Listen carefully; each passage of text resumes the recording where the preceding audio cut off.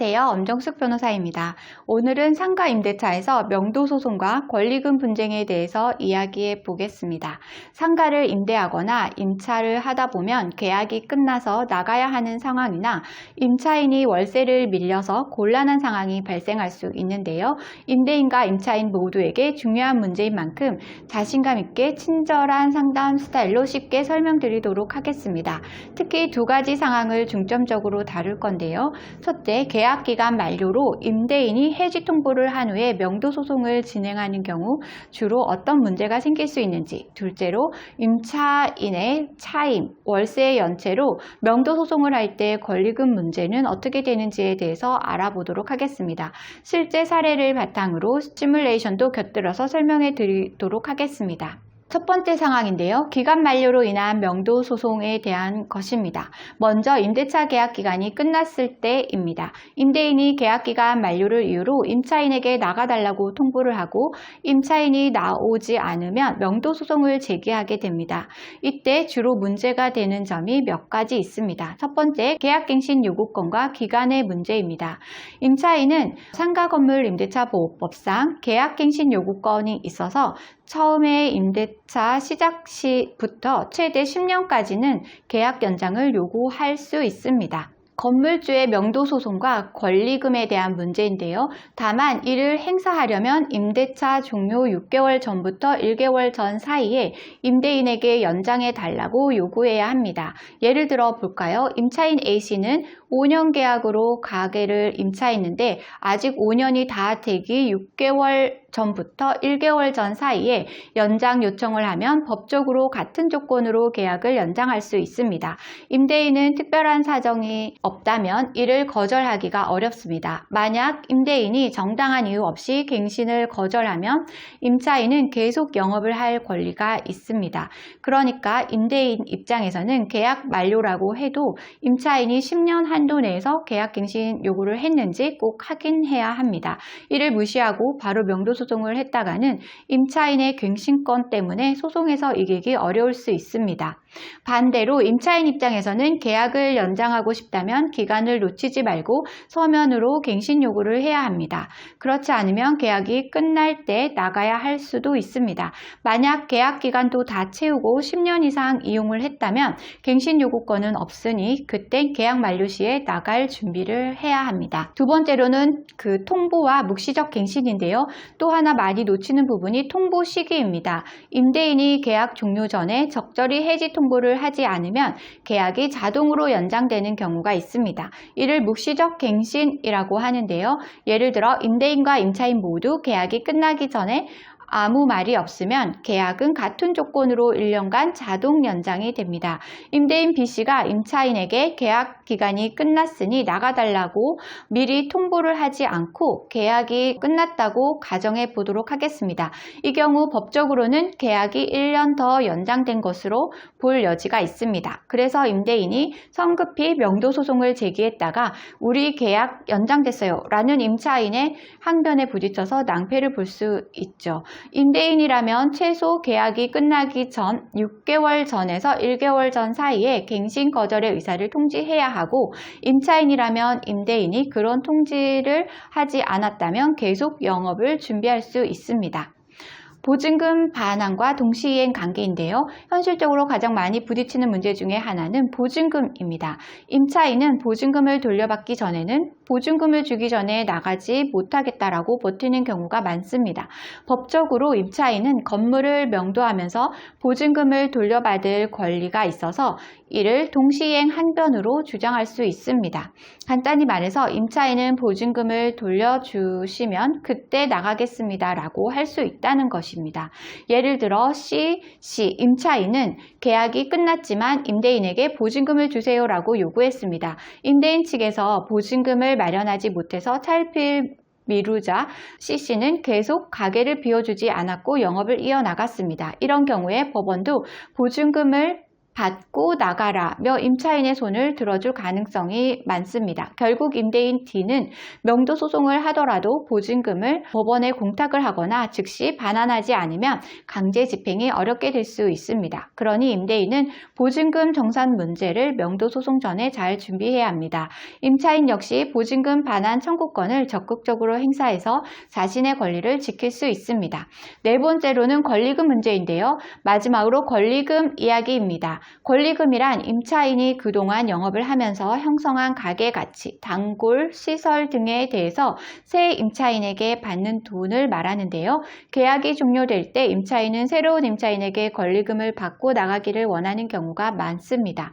법으로도 임차인의 권리금 회수 기회를 보호하고 있습니다. 임대인은 정당한 사유 없이는 임차인이 데려온 새로운 임차인과의 계약을 거절하면 안 된다는 규정이 있습니다. 상가임대차보호법 10조의 사항인데요. 만약 임대인이 정당한 이유 없이 임차인이 주선한 신규 임차인과 계약을 안 맞춰서 임차인이 권리금을 못 받았다면 손해배상 책임을 질 수도 있습니다. 예를 들어 보겠습니다. 임차인 E는 가게를 정리하면서 새 임차인에게 권리금 2천만 원을 받기로 했습니다. 그런데 임대인 측에서 나는 새로운 사람과 계약하기 싫다는 계약을 거부해 버렸습니다. 이때 이 씨는 임대인 때문에 권리금을 못 받았으니 임대인을 상대로 손해배상 청구를 할 수가 있습니다. 실제로 이런 소송이 많고 임대인이 배상금을 물게 된 사례도 많이 있습니다. 다만 중요한 점은 임차인의 입장에서 권리금 문제가 있다고 해서 점포를 비워주지 않을 수는 없습니다.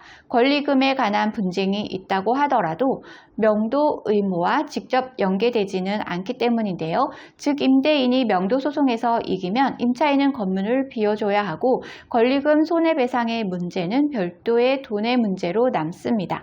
권리금을 받지 못했다고 해서 법적으로 안 나갑니다라고 버티게 되면 강제 집행을 당할 수도 있고요. 대신 나중에 돈으로 배상받는 방식이 됩니다. 따라서 권리금에 대한 분쟁은 분쟁대로 풀어가시되 명도 소송에서는 보증금 반환과 같은 것으로 대응을 하시는 것이 현명합니다. 두 번째로는 차임연체로 인한 명도 소송인데요. 권리금 분쟁은 불가능합니다. 두 번째는 임차인이 차임연체, 즉 월세를 밀렸을 때 진행하는 명도 소송인데 이 경우 임대인은 임대차 계약을 해지하고 명도 소송을 진행하게 됩니다.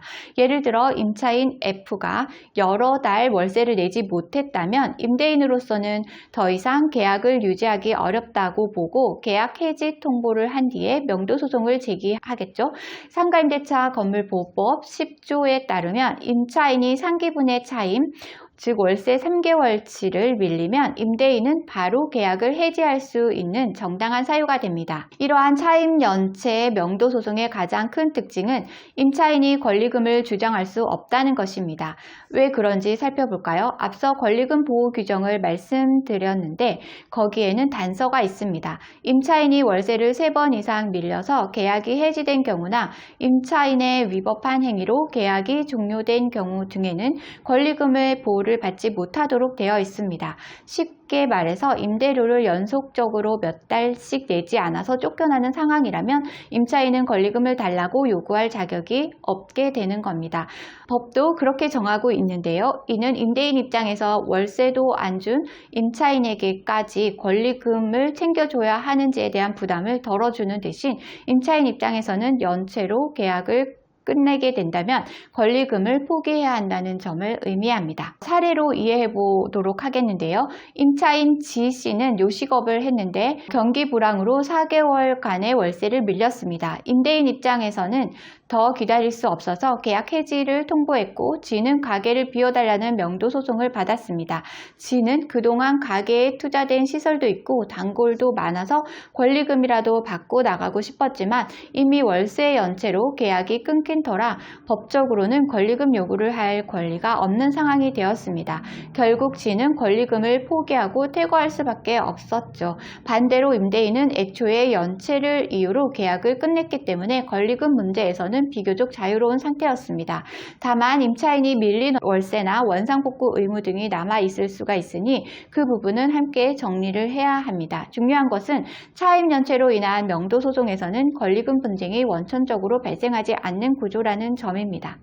임차인이 권리금을 주장할 수 없도록 법이 정해 놓았으니 임대인과 임차인 모두 이 점을 미리 알고 계셔야 하겠습니다. 지금까지 기간 만료로 계약이 종료된 경우와 차임 연체로 인한 경우로 나누어서 상가 명도 소송과 권리금 문제를 살펴보았습니다. 정리를 해보면 계약 기간이 끝나서 나가야 하는 경우에는 임차인의 계약 갱신 권리나 묵시적 갱신, 보증금 반환, 권리금 회수 기회 등이 복합적으로 얽혀 있어서 임대인과 임차인 모두 법적인 요건을 잘 챙겨야 하겠습니다. 한편 임차인의 월세 연체로 인한 명도 소송의 경우 임차인은 권리금에 대한 권리를 주장하기 어렵다는 것을 기억하셔야 합니다. 마지막으로 강조드리고 싶은 것은 전문가의 도움입니다. 상가 임대차 분쟁은 사례마다 다르고 법의 해석도 복잡할 수 있습니다. 임대인이라면 법에 따라 적법하게 절차를 진행하는 게 중요하고 임차인이라면 자신의 권리를 최대한 보호하면서 대응해야겠습니다. 제가 말씀드린 내용이 기본 가이드가 되겠지만 막상 현실에서는 작은 사실관계의 차이로도 결과가 많이 달라질 수 있습니다.